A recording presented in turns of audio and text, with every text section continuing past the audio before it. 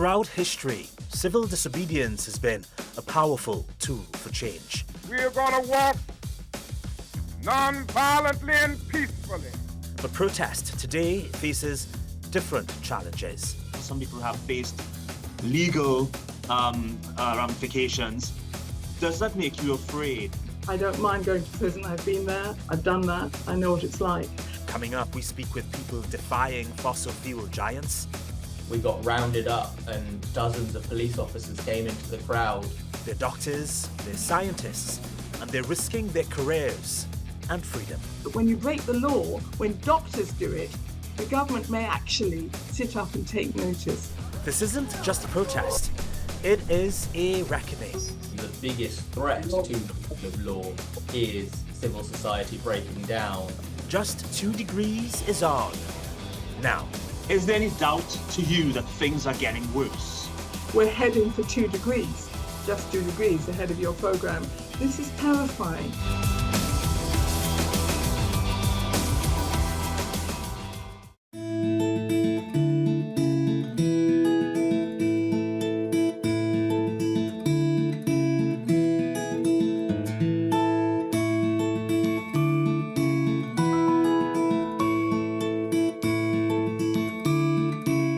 they've taken an oath to protect life, but they've also been risking their own. The doctors, once symbols of trust and care, are now being silenced for raising their concerns about the climate crisis. As governments around the world clamp down on protests, even peaceful voices are paying a price.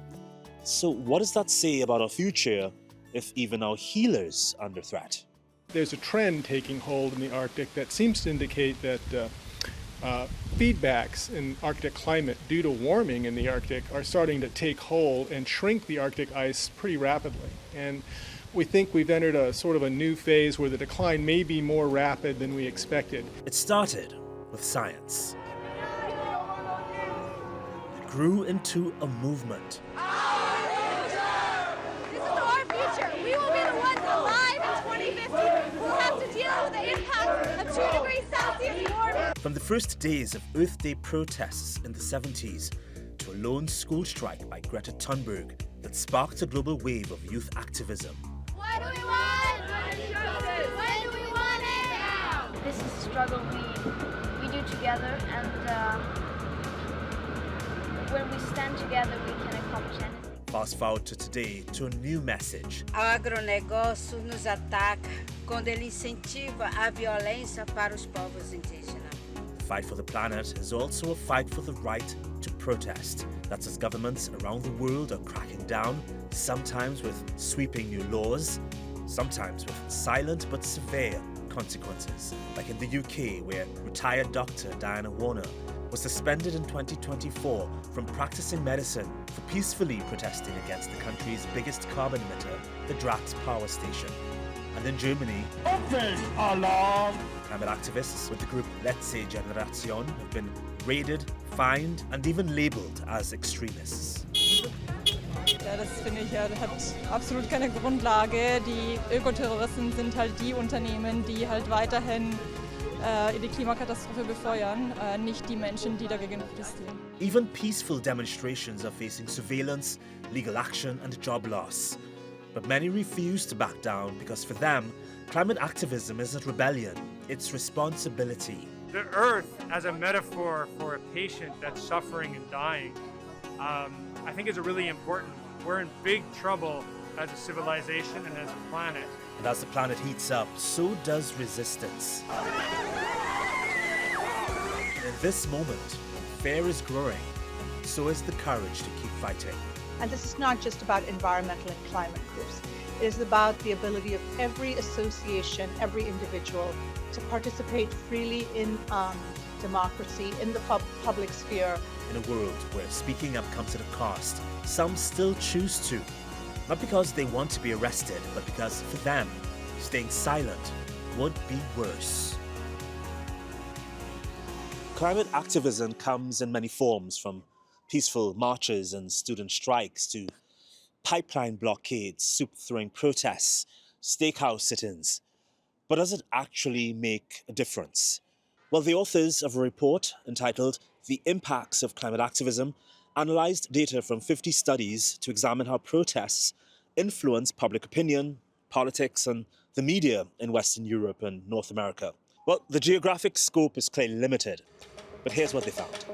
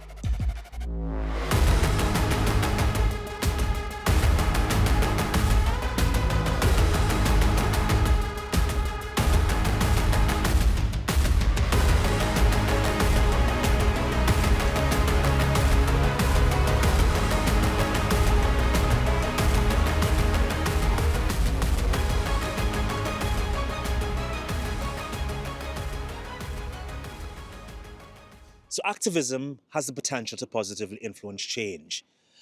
But is the space for civil disobedience shrinking?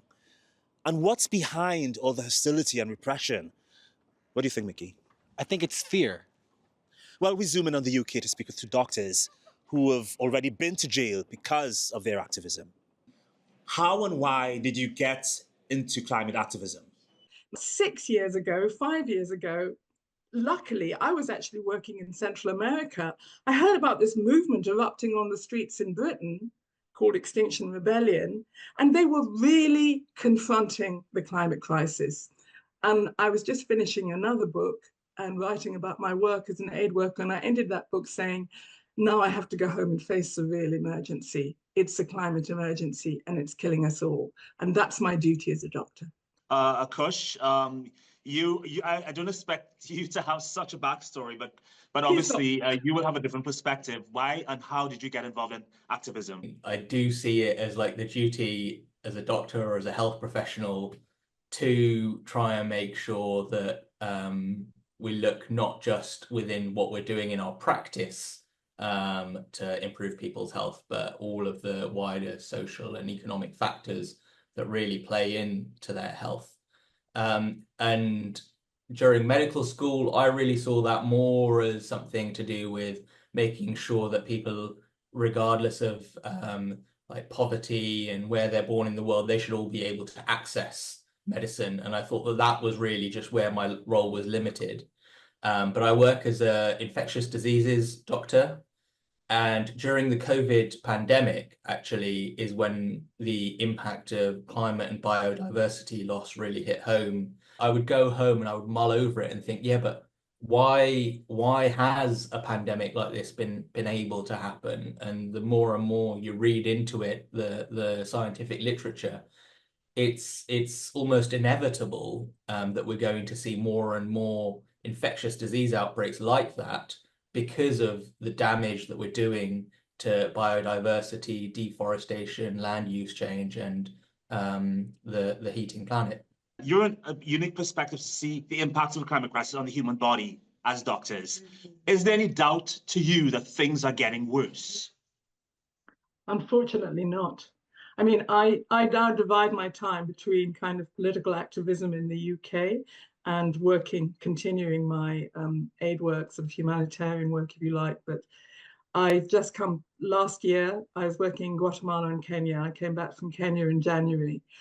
driving down the road to the project we were doing, which is teaching mothers and babies about how to raise your children in the best way, we drove through deep floods.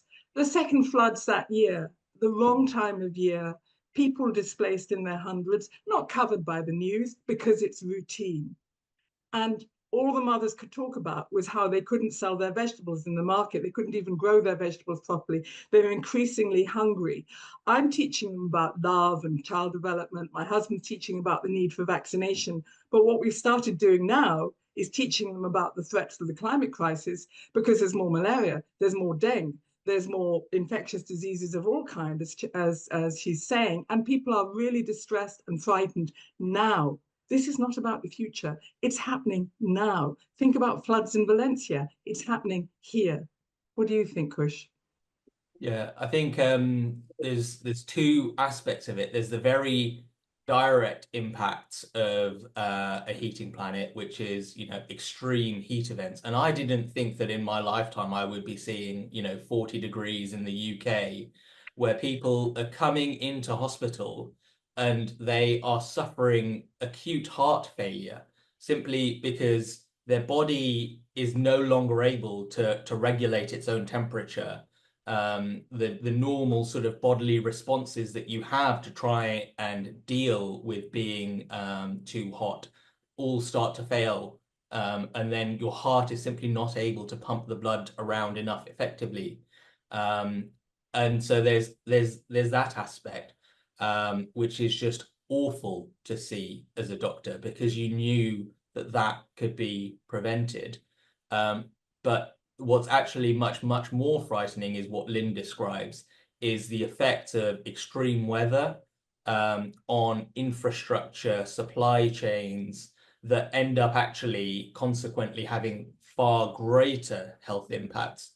So, if there's floods, if there's fires, then the disruption to supply chains for food, supply chains for vaccines, supply chains for medicines, mean that people are not able to access the necessary healthcare. And the cost of that is immense. So clearly, you both are authorities on how the climate crisis, different elements of it, affect us on a personal level, not just obviously us, but the world at large, nature. Would you think then that governments around the world should consider your voices, authoritative voices, when it comes to writing and passing policy? Definitely. And the frightening thing is, there was a moment around 2018-19 when both sides of the government and both sides of Parliament, Conservatives and Labour, they passed the Climate Emergency Act, actually in response to civil disobedience and widespread protest. Great. There was a moment I thought, actually, they get it. But they've moved right away from that position. As a psychiatrist, it's rather fascinating, but deeply disturbing, that there's a kind of denial. We don't want to discuss this. It's too difficult. And the immediate impacts short term are too great. We don't want to make the sacrifices. And this is driven by a very heavy fossil fuel lobbying. It's clear. I'm not going to go into this program. You can look it up. That it's driven by an industry that's under threat and has enormous financial power across the world. And I'm very sorry to see governments across the world in hock to this. And the cost will be borne by all of us very soon. Scientists across the world are saying we're going to cross that. We've already crossed 1.5. We're heading for 2 degrees. Just 2 degrees ahead of your program. This is terrifying. And that's why we have to take action. It's not just about education anymore. It's about saying you've got to change. But raising your voice, as we've seen quite often, well, a lot over the past few years, particularly in the UK where you both are, we see that there have been repercussions to raising your voices as doctors. Some people have been fired from their jobs. Some people have faced legal ramifications. Does that make you afraid? Firstly, has that happened to you? And secondly, are you afraid for your future as a doctor?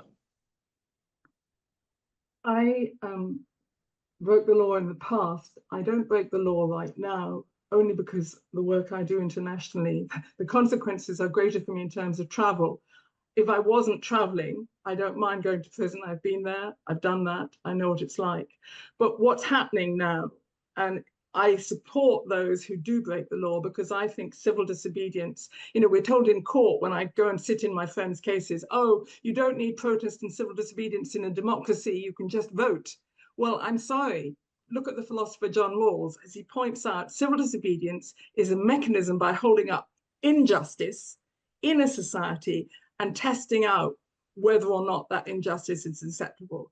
And what always happens is when the government is confronted with protest it doesn't like, if it isn't already illegal, throughout history, it's made it illegal. If it's uncomfortable with what you're saying and doing, it will criminalize you. We've had 2 really repressive pieces of legislation introduced in the last year, 2 new laws, which make even sitting in a meeting house and discussing will lead to 20 policemen breaking down the door and saying, you are possibly conspiring to cause a public nuisance. Maybe sitting down in a road, think about the public nuisance that the climate crisis is going to cause us. So I utterly support public nuisance if it is drawing attention to the greater public nuisance that the government is ignoring. We have to do this. We don't have a choice. It's an ethical duty. And doctors in the past have shown that when you break the law, when doctors do it, the government may actually sit up and take notice. My own personal experience, I've been arrested twice taking part in climate actions. And it's actually absurd to think how ridiculous the situations were. In one instance, I was simply, I hadn't even begun protesting. I was standing on the side of the Mall during the King's coronation, waiting for the coronation to begin, at which point I had a little flag in my pocket that said, "Just Stop Oil." But before, an hour before the procession even began, we got rounded up and dozens of police officers came into the crowd. They must have been surveilling us and picked us out and arrested us. The second time I was attending the AGM of BP, a massive multinational oil and gas company. And we had with us small bits of packets of fake blood to just put onto our own hands for a photo opportunity to explain the fact that BP had blood on their hands. And as one of my friends was applying this to her own hands, she got tackled by security, and allegedly some of that fake blood got onto the sleeve of a security guard and onto the floor. Now, this fake blood is completely non-toxic and can be eaten by children and can wash out with a little bit of water. But we then got arrested for conspiring to cause criminal damage, and she was arrested and then charged for assault, when actually it was her who was tackled to the ground. But the assault is that, some of this fake blood got onto the other person's sleeve. And so you can see that, in no sensible meaning of the phrase, are we really kind of acting against the principle of the laws that have been set down in terms of wanting to protect society, wanting to maintain the rule of law. And actually the biggest threat to the rule of law is civil society breaking down when people can't access food, can't access water, can't access medicines. But yeah, as Lynne mentioned, the kind of special interests of the fossil fuel industry have been so incredibly influential in pressuring government to draft laws to crack down on protests like this. And just one final important example is, at the moment, Dr. Pat Hart, he's the first working GP to have been suspended from medical practice by the GMC, and he is currently in prison, facing a 12-month prison sentence for disabling an ExxonMobil petrol pump. That would have cost that fossil fuel company a few minutes worth of the profits that it makes every single year. And yet the punishment that is being faced by Dr. Hart is a year in prison.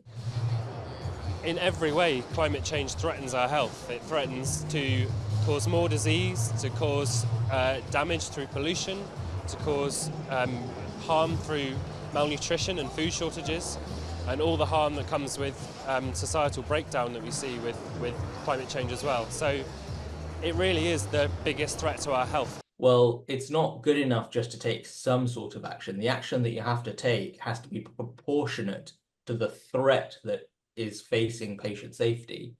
You know, we're doing what both the government and the General Medical Council ask us to do: educate and act to protect our patients.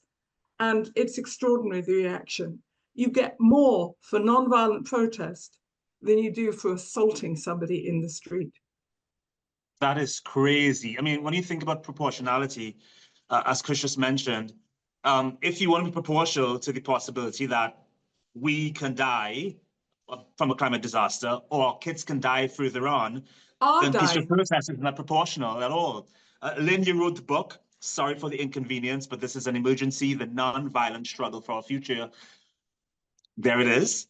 I'm really curious about who's in league with whom when it comes to deciding how hard the law should be on people like doctors who raise their voices against things that are very obvious in our face. For a period of time, one of the direct advisors on counter-terrorism, and that in itself is an interesting definition of non-violent protesters that has crept into, so that, you know, Extinction Rebellion is lumped in with people who are committing serious, lethal danger to the country.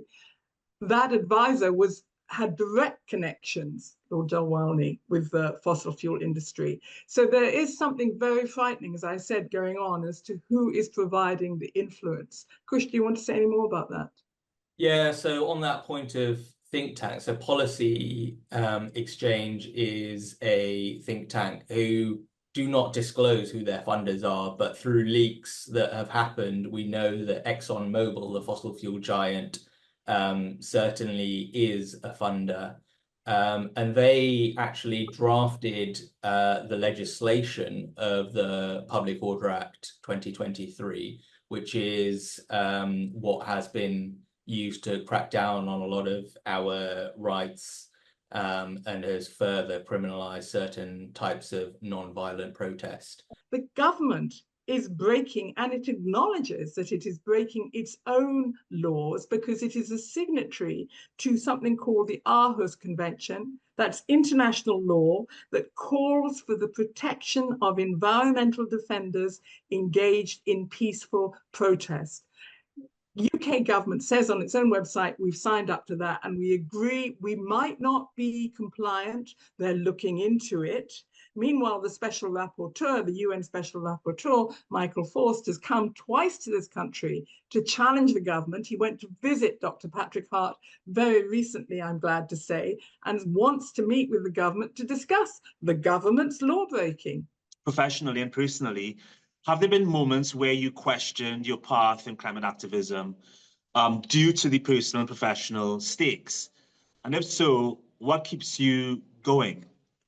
What I used to be able to do 2 years ago, marching in a road as part of a peaceful protest, I am now scared because at will, the police can choose to arrest you for interfering with key national infrastructure, for simply marching on a road.